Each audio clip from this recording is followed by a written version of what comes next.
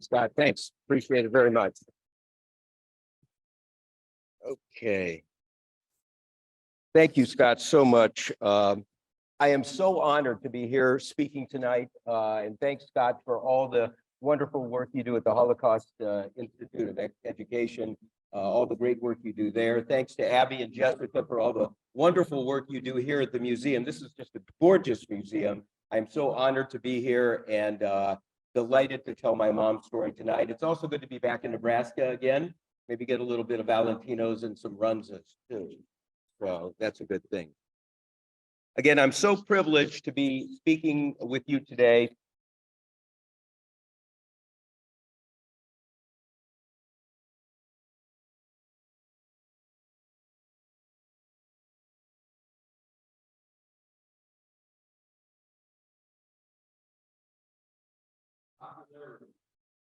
Created some anti-Semitism, some Jew hatred toward him, because his life at one time was endangered. My great-grandfather traveled to Hungary, and he met with the emperor, Franz Joseph, whom he knew. Don't ask me how he knew him, but he knew the emperor, okay? Emperor Joseph helped my great-grandfather, giving him some men for protection. He lived a long life, into his 90s, riding horses, I was told, at age 92. Mayor Grunstein had a daughter. Her name was Hani. This is Hani. This is my mother's mother. And this picture was taken maybe when in her early 20s. Very beautiful woman. Now, Uzhorod was a beautiful city, population of about 20 to 25,000, and the river bisected the town. My mom's family lived in a bank building next to one of these bridges. They had an apartment with a balcony. The river divided the old city and the new one. The Jewish community began here in the 16th century, and it developed and expanded in the 18th and the 19th century. My mother's father, Jacob, was a retailer of meat. He was a very religious man, president of the Synagogue, very well known in the community. Now, Jews totaled about 7,000 in this city, which was about a third of the town's population. The first language that my mother spoke was German, and it would significantly help her in her life. She also did speak Hungarian with her mother. Now, these were some of the pictures of what life was like in Uzhorod in the early 20th century. This is the big drag, the main road in town. This would be like the Dodge Street of Uzhorod. Here's one of the synagogues in town. As you can see, it's a beautiful building, wonderful architecture. Another couple of pictures of that synagogue. Here's the big hotel in town. My mom and her older sister, Idush, went to the dances at this hotel when they were growing up. Now, my mother was very good at mathematics and drawing at an early age, but sewing became her real passion in life. As a youngster, she was forced to work when her father, Jacob, died very young when my mom was a teenager. I was named after my grandfather. My Hebrew name is Yaakov, which translates into Jacob. Now, after the Nazis ascended into power, the Czechoslovakia was eventually annexed by Hungary in 1938. My mom was 20 years old, and she would start to see signs of trouble. Little by little. I had a salon, I had to take a gentle person in, to be a partner. I couldn't have on my own, nothing. And later on, you couldn't go here, you couldn't go there, in the evening you couldn't go out on the market, because it wasn't stores like here. You go in the store, you can get everything. You have to get fresh butter and fresh fruit and fresh vegetables. And the market, the people, the villagers came in to put up the market at 5 o'clock, 6 o'clock in the morning. The best things very early in the morning. But the Jews were not supposed. They could go out after 10. When they were open by 6, so everything was bought up by that Now, time. every year became more difficult for the Jews. 1940, 41 was still okay, according to my mom. 42 was worse. 1943, very bad. My mom's family might have been deported in the early 1940s, but she took matters into her own hand, traveling to Budapest to get papers allowing her family to stay out of harm's way. Now, my mom tells the story how she got all dressed up, put on her makeup, her best clothes, her lipstick, her perfume, and she made dates with all these men who were in charge of getting her these papers, okay? The papers came very easily. Okay. Did she keep the dates with the men? No way. She was on the train the next morning, but she got what she wanted. Meanwhile, my mom's sewing profession was doing well, but again, a Nazi crackdown was imminent. She could have avoided any trouble by getting out of the area, but my mom felt an obligation to her family. I had tremendous connection and I could have saved my skin, but I just couldn't do it. I couldn't leave behind my mother and my sisters. I wasn't brought up that way. So in April 1944, during the holiday of Passover, all Jews of Uzhorod and surrounding areas, including my mom's family, from 25,000 people, were rounded up and sent to a newly created ghetto outside the city, which was once a brick factory and a lumber yard.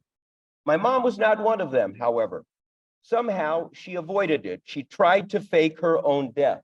She threw her coat and some personal papers into this river. And initially, her sisters thought that she had drowned. My mom hid overnight in a building. She prayed that her deceased father, Jacob, would come to her in a dream and tell her what to do. But the dream never materialized.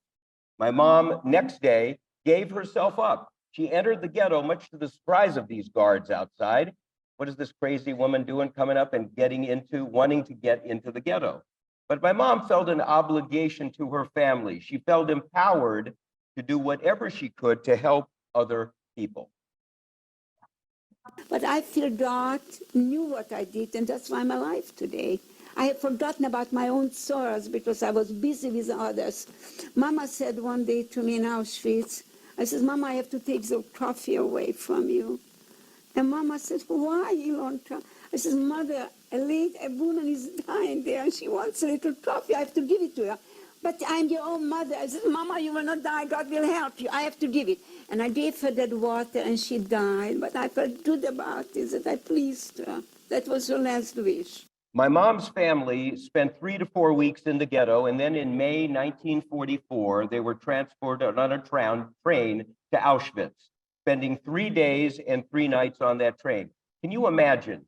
The only nourishment you would have would be what you could have smuggled inside your clothes. And even then, most, if not all, would be starving in that horrible situation. Once they arrived at the concentration camp, they were forced into line. And there, she came face to face with the infamous Dr. Joseph Mengele.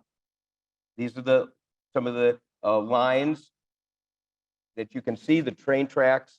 And there she came face to face with Mengele, the angel of death, the man in charge of the selection process.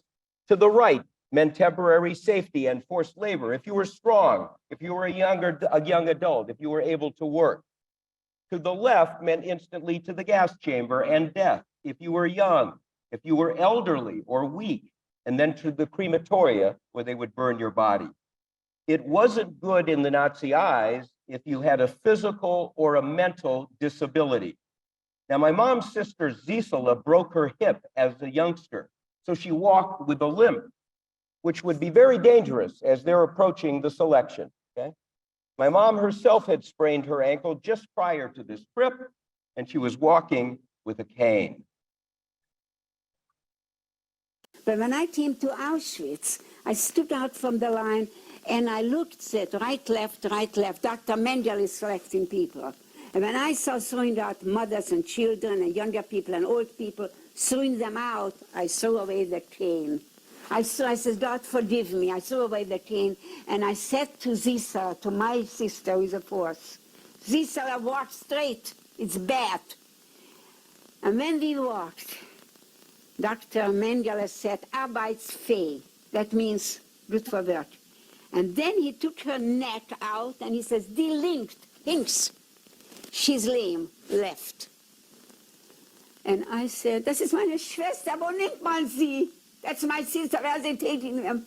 And he said, they are taking them to a place where she don't have to work so hard. And I couldn't see it. Mass killings by the Nazis began as shooting. Einsatzgruppen, killing squads, started their work in 1941. Then it transformed into gassing, which took away some of the psychological trauma by the perpetrators. And in Auschwitz, with no working crematoria, in mid-1942, the camp was engulfed by the sickening smell of rotten body parts spilling out of mass graves. So Nazi officials built 4 operational crematoria up and running in 1943, where they would burn the bodies. And you can see the chimney right there.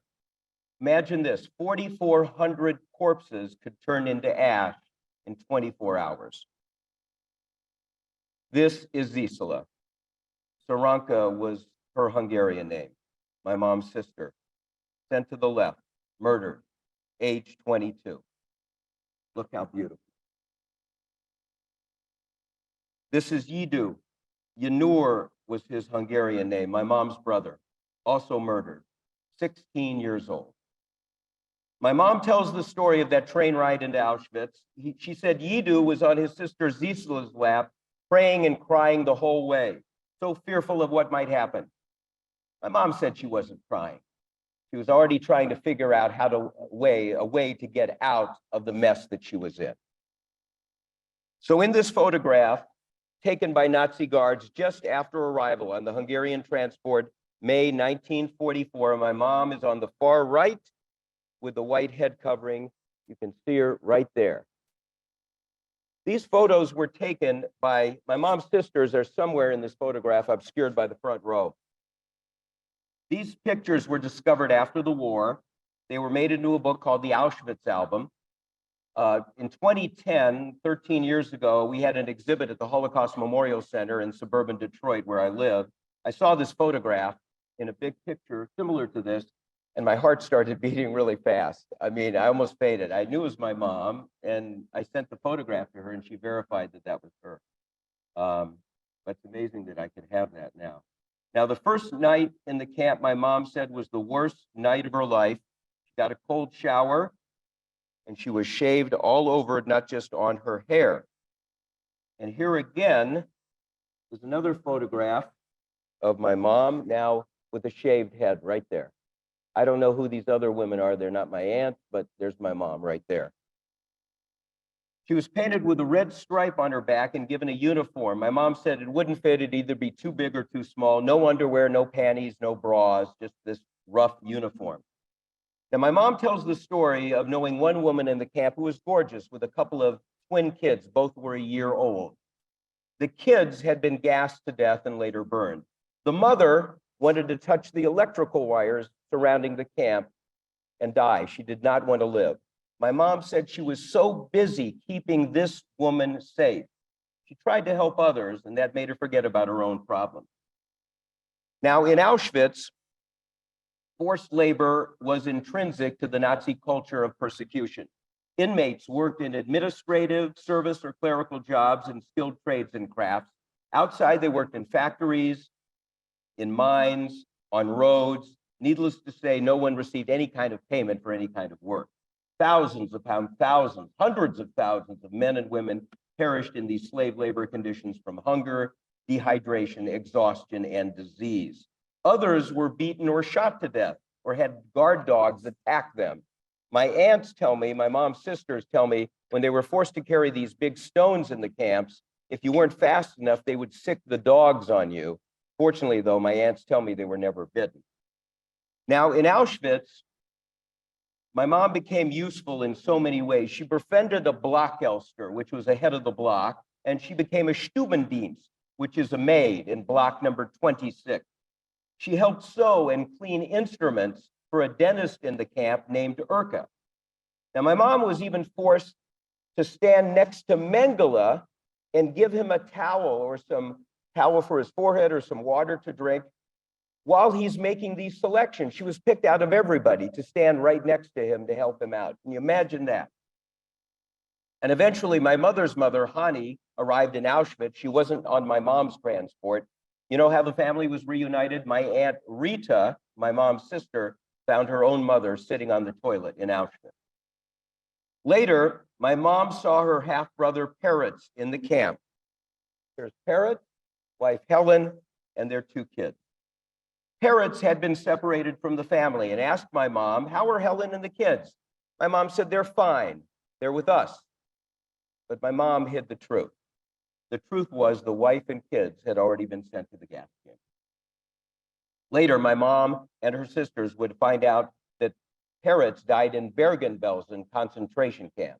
And my aunts tell me when in Bergen, Belsen, they would give you bread, and what they did is they ground up glass within this bread, and they would feed the bread with this glass, and that's how he died. My mom saw so much tragedy and horror in these camps.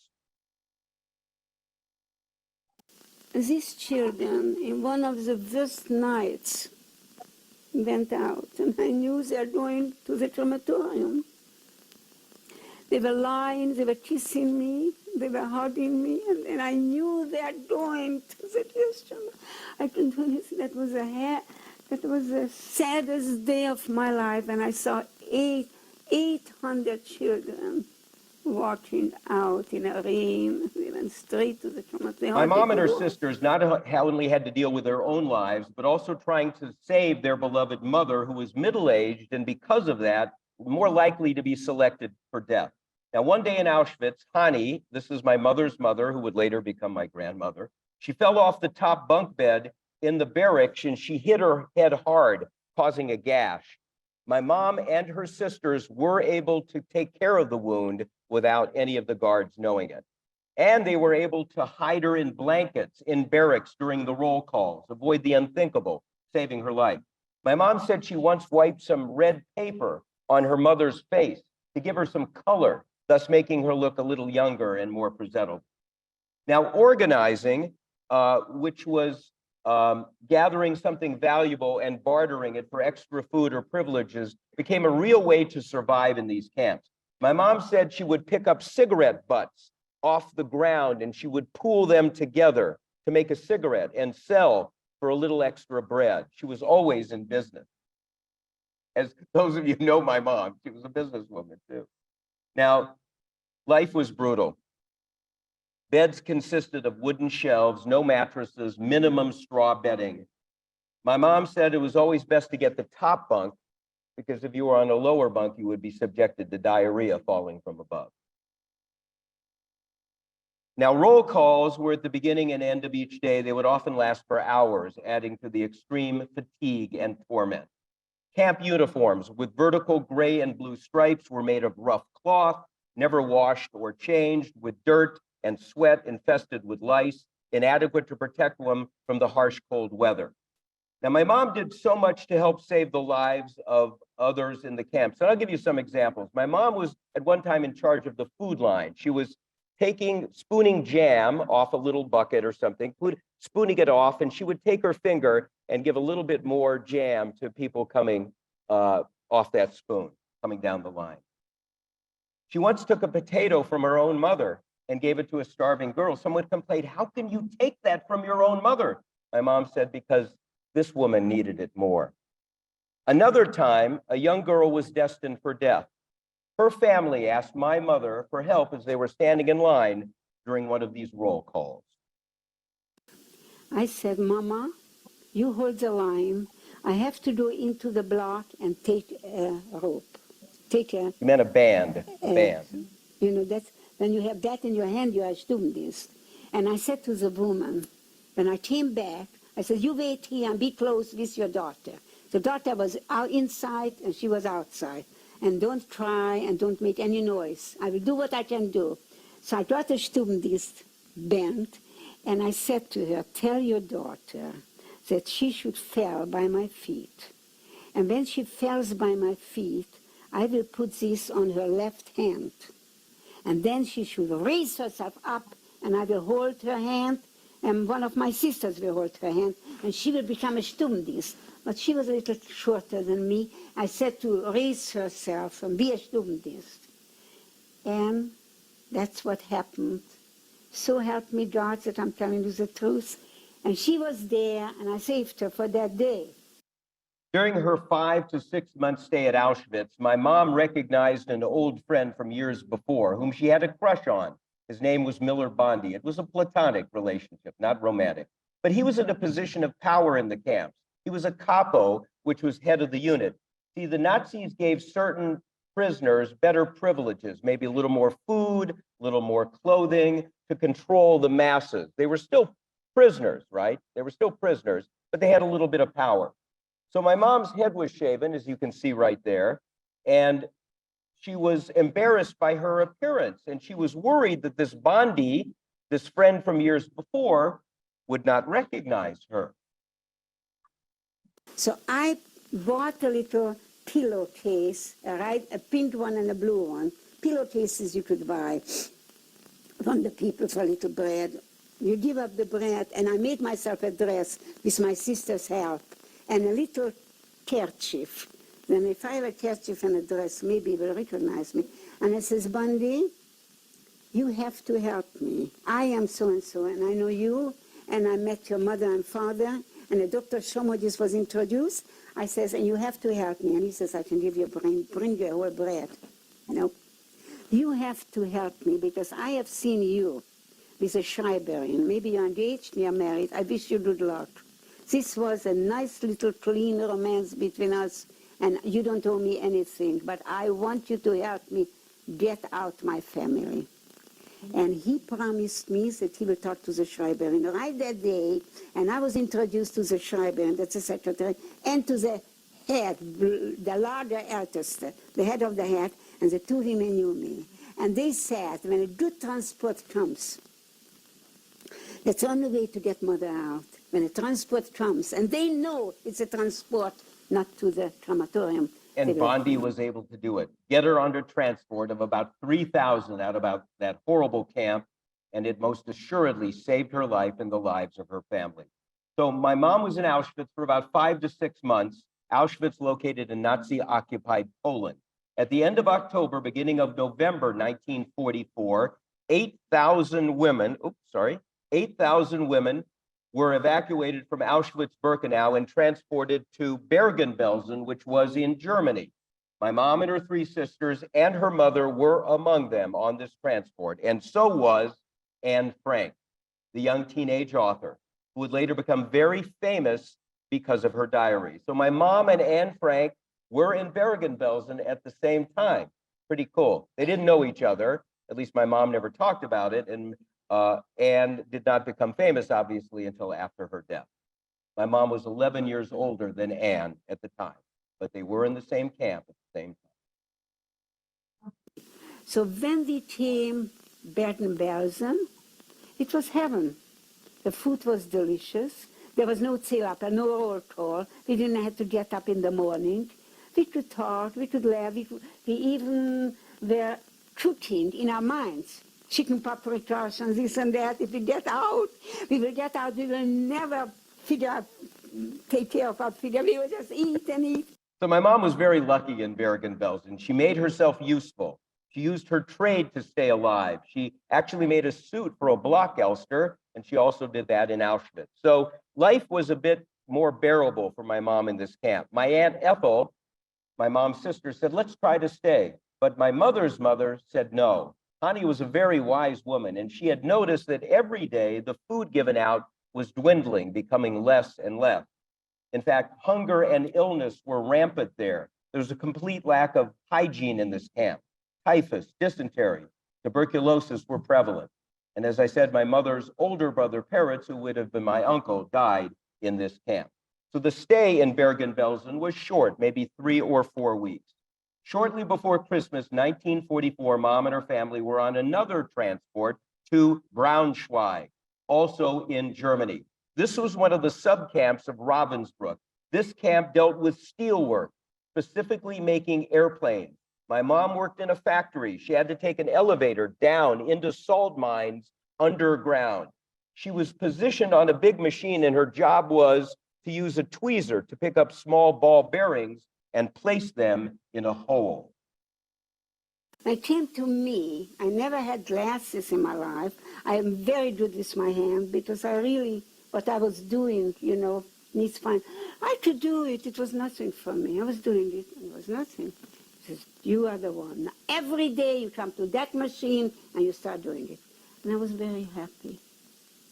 The 3rd day when I was there, or the 4th day when I was there, I got such terrible pain in my arm that I just missed it. And they had to stop the machine, and he bawled me out. And I told him, Herr Oberst, I said, something is wrong with my arm. And I had a tiny little thing, and he said he will bring me a black salve. I put on a black salve and passed him out, like, you know, if you've seen soda water when they squeeze, it came out pus. My mom was infested with lice. Braunschweig consisted of a large stable which was unsuitable for habitat during the winter months. The roof leaked, and rain and snow constantly fell into the stable. Can you imagine? No heat, horrible cold conditions. The women had to sleep on the floor, which was covered only with straw. The straw was infested with lice, so soon everybody was covered with bugs and bites. My mom said she got the lice at Bergen, Belsen, but it became worse at Braunschweig. So worse that the doctors wanted to amputate her arm. They told my mom that within 10 days, the infection would hit her heart, killing her unless she got penicillin medication. The diagnosis was ominous. The future looked so bleak. And I'm sure there's no great supply of penicillin in these camps, right? Because why would you want to save a Jew when it was so easy to kill one? My mom, I'm sure, was scared. It was her younger sister, Margaret, who provided the hope as the war was nearly over. She put her hand over my mouth, and she said to me, Leichu, the Russians are here, and the Americans are here, and the English are here. A few days and you will be free. Don't go. Don't let go. She started to scream. I said, don't tell me anything. I don't want to hear it. You will live, she says. We will be free.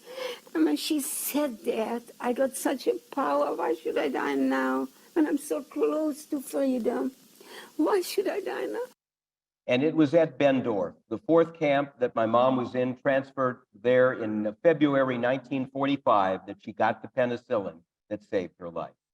The fifth and final camp that my mom was transferred to was a subcamp of Neuengamme named Oxenhall. This was solely for female prisoners. These prisoners worked in armaments production, making guns and ammunition on metal processing machines.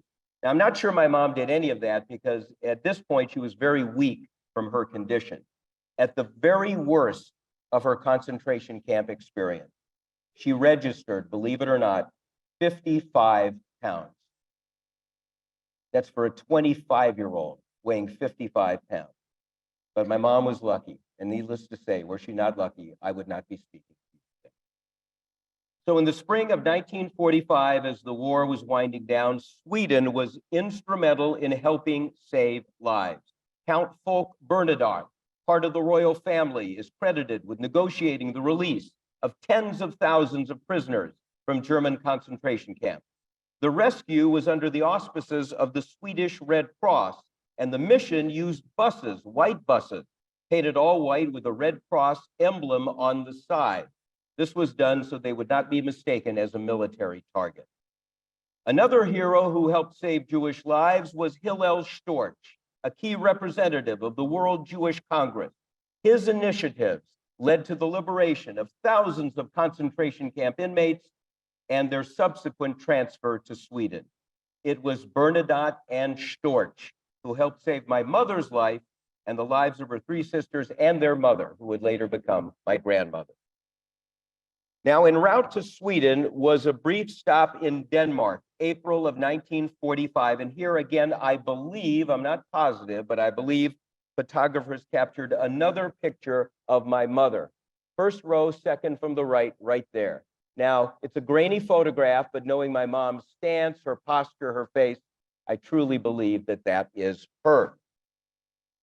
So after this, the Swedish Red Cross took her to Stockholm, and she was recuperating in the hospital. Hospital personnel went around to the beds, and they asked patients what they wanted.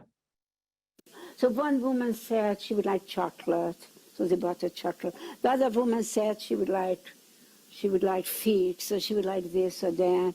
They came to me. One woman said I would like cigarettes. You know, everybody had another. I came and I said, you know, I haven't seen the magazine for quite a while. I would like to know the fashion. I wanted to know the fashion. So Mrs. Nathanson said, you must be a very good designer if you want the fashion, because there's so much in life what you could have, what they wanted to give me, but I wanted a fashion magazine. And if that doesn't show a devotion to her profession, I don't know what does. So around 1947 or 48, my mom wanted to thank Bernadotte in person for saving her life. So she went to the royal palace in Stockholm. Mom was turned away, not allowed in. They were probably thinking, who is this crazy lady coming up and knocking at the door? Mom came back a second day, still denied entry. But true to form, exhibiting that never give up attitude, she tried again. And finally, on the third attempt, Mom was let into the royal palace. She got a meeting with the count. She thanked him. He said, don't thank me, thank Hello Storch. He talked me into getting that transport. My mom told the count that she was a dress designer. Count Bernadotte said, you can start right now. And my mom did. My mom started making dresses for the royal family.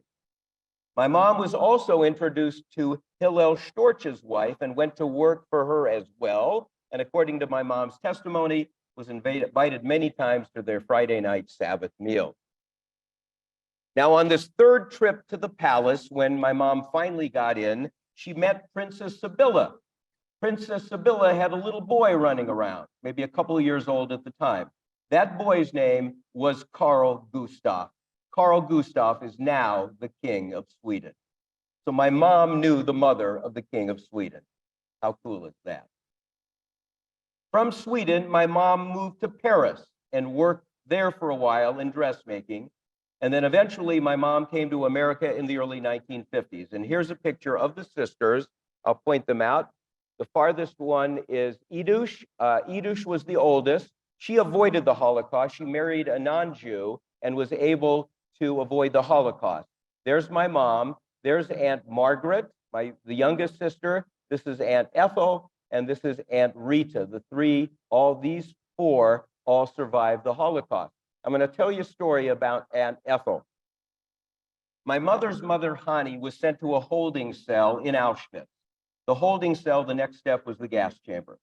My Aunt Ethel, in the white there, sneaks out of her own barracks at the risk of her own life, and she approaches this holding cell, and she says to the guard outside, open up the door, I got to go inside. The guard says, no, I'm not opening up. Aunt Ethel says, you better open up the door or I'm going to kill you. She threatened her, okay? Finally, okay, the guard relented, opened up the door. And in this room, if you can imagine, 100, 200 people crying, wailing, not knowing what's going to happen, just so fearful of what's going to transpire.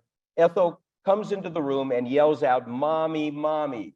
Her mother hears her, and Ethel leads her out of that holding cell back to the barracks, and that saved her life.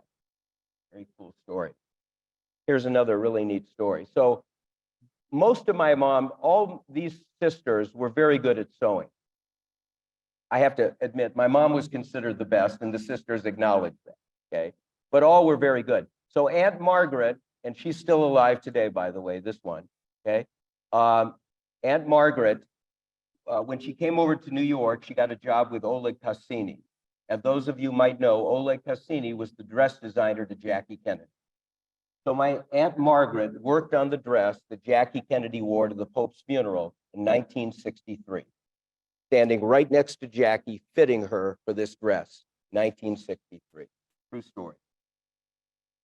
So in December 1952, she arrived in, I beg your pardon, let me back up. She was living and working in New York City. She was dressmaking. She wanted to return to Europe. My mom was a little homesick, okay?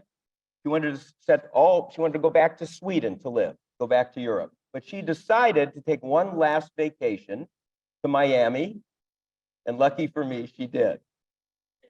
In December of 1952, she arrived in Florida, Miami Beach, but her hotel was overbooked, so they sent her to another hotel, the Sovereign. It's still there today. If you're familiar with Miami Beach, it's right on Collins Avenue, very close to the Fontainebleau. Still there today. My dad was a Grand Rapids, Michigan native, okay? He was in the paint and wallpaper business. His name was Sam. He had an opportunity, he was working in Chicago at the time, had an opportunity to open up a paint wallpaper store in downtown Lincoln. My dad was vacationing at Miami Beach, staying at the Sovereign.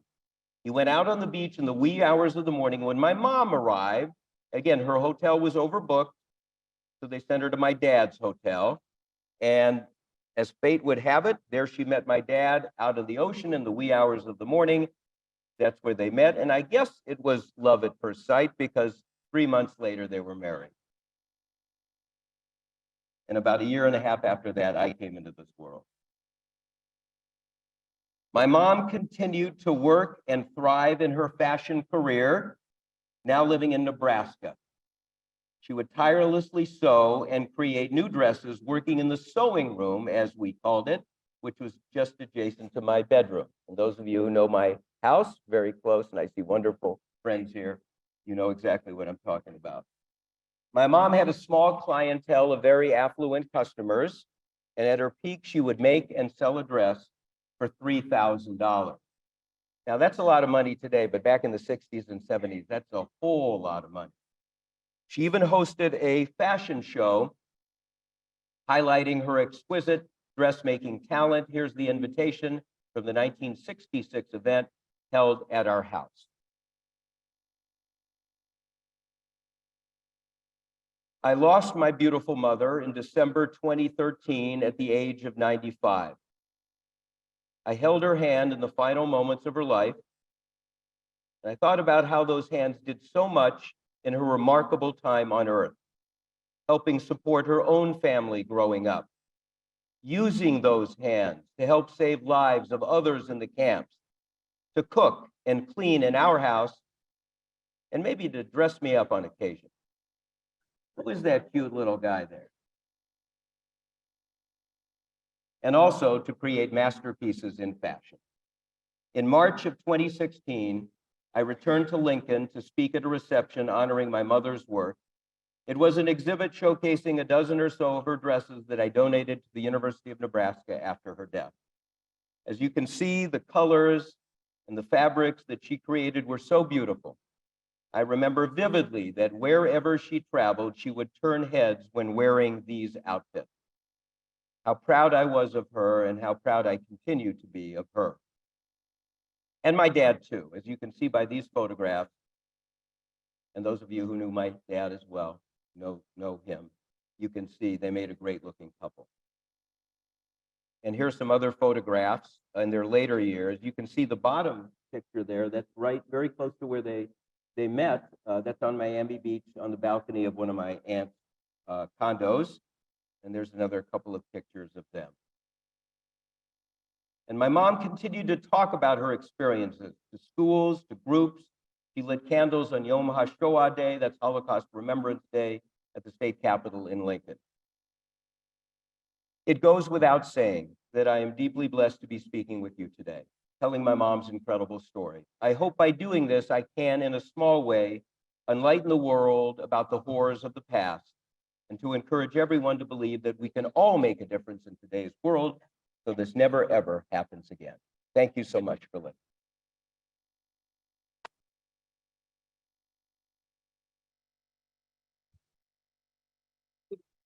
Yeah, thank you. Thank you, sure. Okay, I think we're going to open it up for questions. Yeah, if you're joining on Zoom, you can go ahead and put any questions in the chat and we'll try and address those. If you're here in the audience, just raise your hand and I'll bring the mic to you and we'll try to get to as many as we can.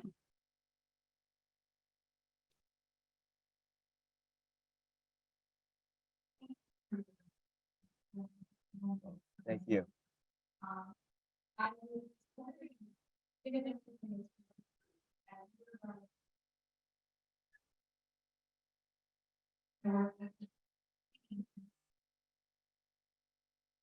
Okay, the question was, how much did she share? Was there a time that she didn't share enough? It was very interesting.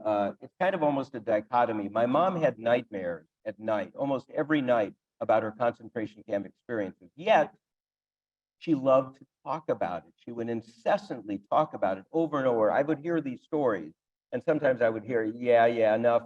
But I'm so glad I heard them, because now I can make a presentation like this. So it's kind of I'm sure it was a cathartic experience for her, getting it off her chest and experiencing that, and maybe helping her deal with that. But my mom was traumatized by the Holocaust. I mean, it really affected her. She's a very nervous person, nervous, maybe easily to anger. And I'm saying this in a very loving way to her, but I'm just telling her like it is, that the Holocaust affects people in many, many different ways, and it affected my mom severely. One of the questions I get a lot in my talks to groups is, what about religious experience? Some people got turned off to the belief in religion, other people became more pious and more religious. My mom, despite all of this, was very religious. She went to synagogue. Those of you know, we were always in synagogue on Friday and Saturday. So it was, she didn't lose faith in God. And some people got turned off to the belief in God, but she did not. Yes. I'm sorry, I didn't hear. How rich was my mom? She was rich in so many ways because she was strong, she was resilient, she had street sense. She didn't have a lot of schooling growing up as a youngster, okay? She had to work at a very early young age, okay? But she was rich in so much of the character attributes. And that's the way I would answer that question.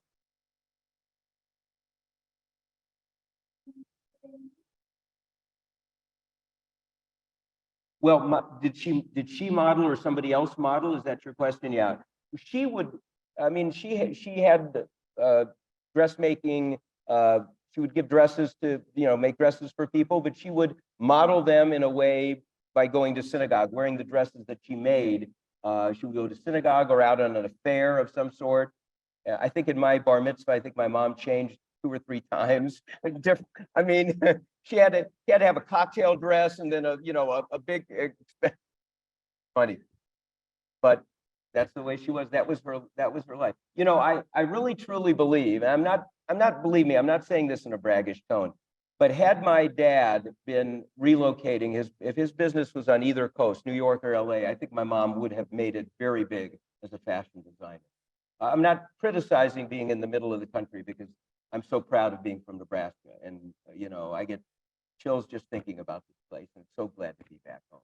But I think she could have made it really big as a fashion designer.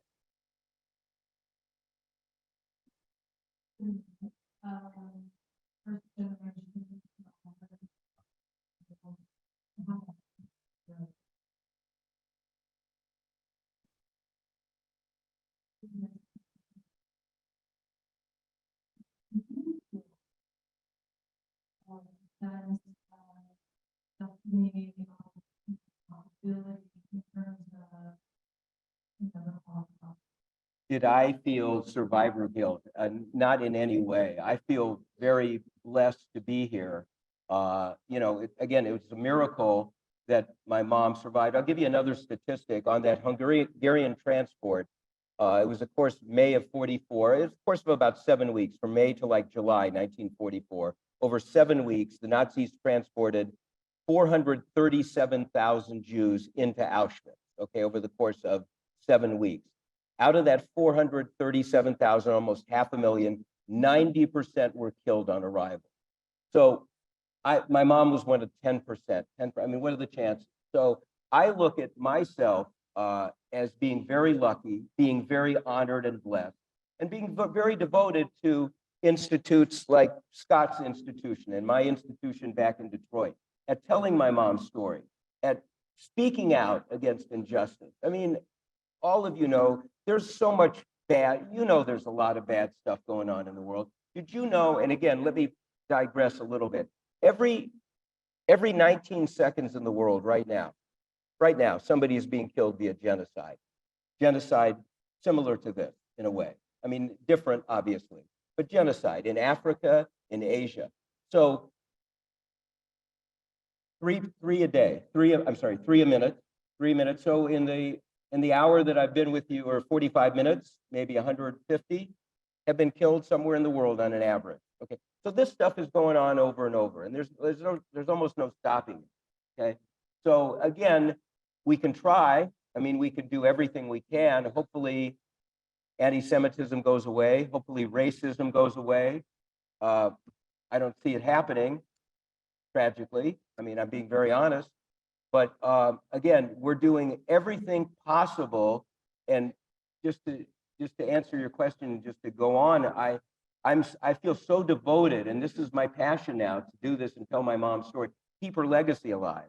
And I get so much comfort just seeing my mom's face again and hearing her speak again. I get so much comfort. It's not troubling to me to see her again. I get joy in seeing her. So this is my devotion now, and I don't feel guilt in any way. I feel honored to be here and doing whatever I can to continue her legacy.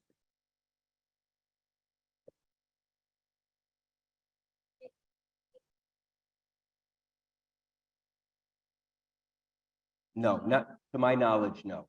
She did not have any relation, just with her, just with that close knit. And by the way, in concentration camps, and I've read a number of books on this, if you were in a close knit situation, if you were with family members, if you were with others going through this experience, you'd be more likely to survive than if you were by yourself. It's an interesting social element in life. If you were with somebody, and that's a good lesson for everybody, if you're going through any kind of troubles, if you got a support group with you, you're going to make it. Chances are you're going to make it. Same thing in these camps. Okay, I'm here. I'm here. Happy to be here. Very welcome.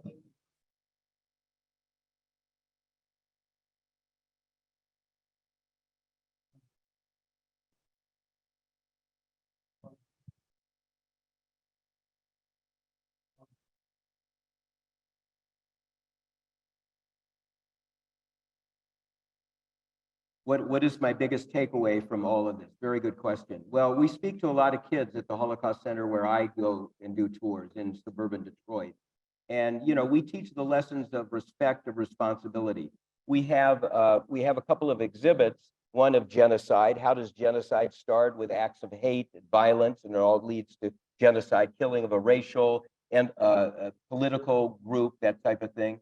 How does peace start? With acts of compassion, attitudes of compassion, tolerance, okay? Looking out for your neighbor. So that's how you do it.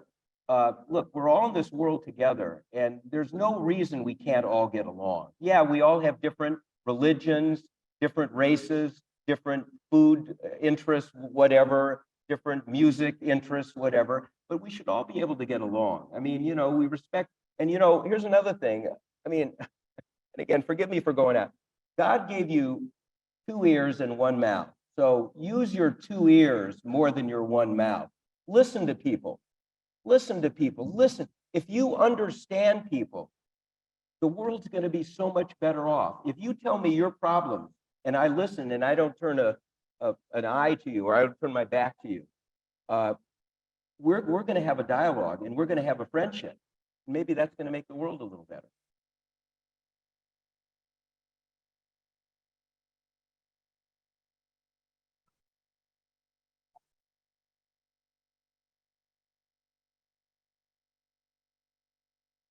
I'm sorry, say it again. What?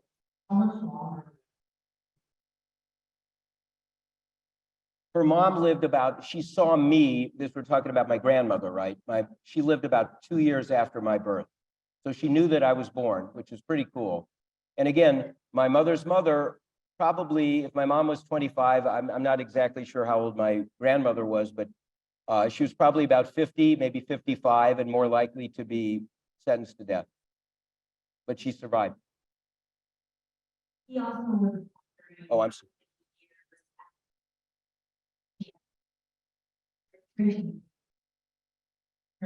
Oh, my mother. Okay. Oh, my grandmother. My grandmother died, I think, in 1956. So maybe 11 years. Yep. Yeah. That I'm sorry, I didn't answer it initially. Apologize.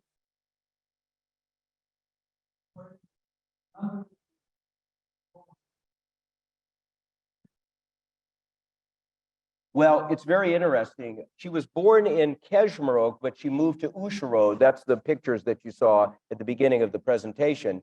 Uzhorod is on the eastern part of Ukraine. okay? Far eastern part. And that's where the First Lady, Joe Biden, just flew out there to meet the First Lady of Ukraine, Mrs. Zelensky, several months ago. They met in Uzhorod, which is pretty cool. That's my mom's town where she grew up. Eastern, far eastern Ukraine, which used to be Eastern Czechoslovakia.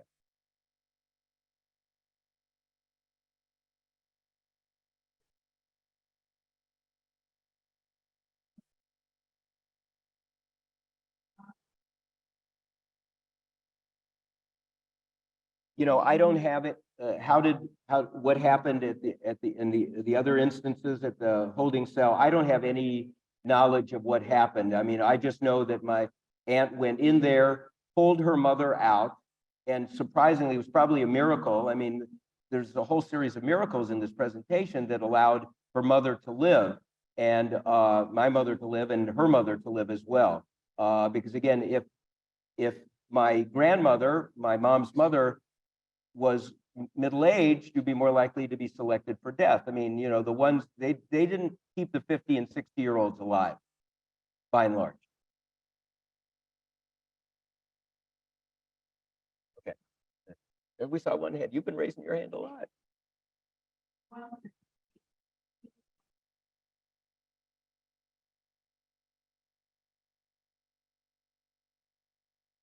Yeah. You know, what did I know about the guard that eventually relented and opened the door? I don't know. You know, it's interesting because, you know, the books I've read, there are, you know, there's some parts, small parts of compassion within these camps too. So, you know, it's obviously heinous what happened, but there's still some people who are on the bad side that still had a little bit of compassion and understood what the others were going through, and they were more able to do that. I mean, these Einsatz group and these killing squads, I didn't really talk on that, but these killing squads that this predated the gassing, they would, you know, they'd go in and they'd get drunk because they couldn't deal with the psychological trauma of what they were doing. So they would just get drunk and they'd go out and shoot people like it was nothing. But they needed that to get through that. So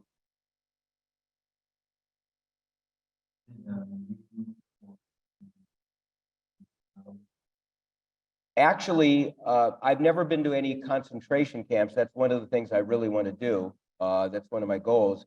I have been to Czechoslovakia when I was a little kid. And here's an interesting story. Some of you might know this. We went to Prague. This was when I was maybe 6 years old, maybe around 1960 or so. Went to Prague, behind the Iron Curtain at that time, and there was a film festival going on with a lot of European actresses, okay? And my mom was photographed, and as you can tell, my mom was a very attractive woman. She was photographed, and she was, people thought that she was, the photographers in the newspaper thought that she was Ingrid Bergman, one of these great actresses from Europe. And she was not, obviously, but she had a photograph. I have the magazine to this day, you know, with my mom's photograph, and they're saying this European actress. So, pretty cool. Okay.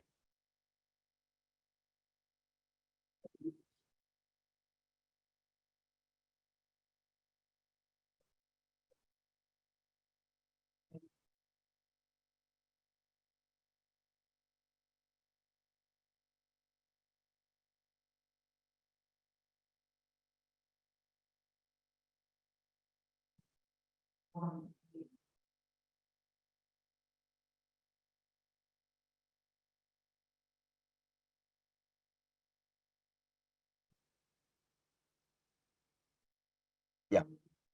Mm-hmm.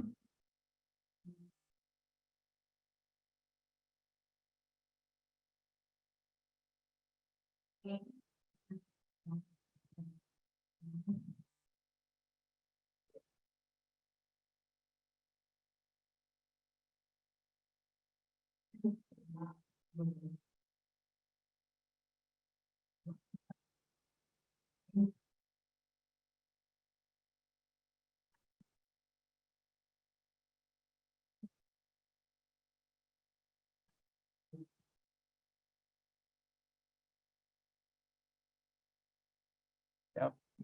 Yeah.